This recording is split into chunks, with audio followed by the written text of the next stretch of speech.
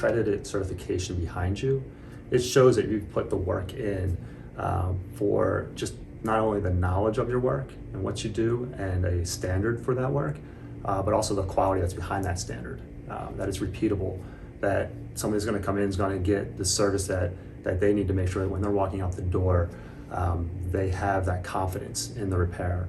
And a confidence in the company too, that it's backing that repair. You know, when they go home, if there's something wrong, you know, they have the ability and knowledge and confidence to come back to us and say, hey, look, you know, this is not quite what I expected, and we're going to take care of it. And that's what those accreditations do, right? It shows that all the way through from the time a device is received to the time the device is shipped, and post sale, that the process is going to be the same, it's repeatable, and they're going to be handled in a professional manner as well.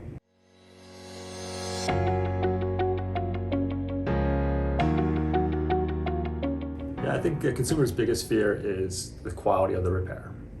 Is that device going to work long term? Is a repaired or refurbished device as good as a new device? And through history, we could say yes, it is. You know, our technicians go through the same type of training that an OEM technician will go through. And that's where the certifications do help, because then it does validate that they went through that type of certification.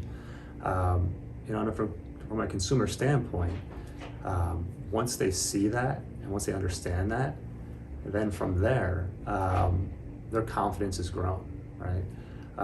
They're getting that same quality device at the end, quality repair, quality refurbishment. Along with that, they're getting a warranty that goes with that. But also, you know, they're getting that confidence that they would get from an OEM.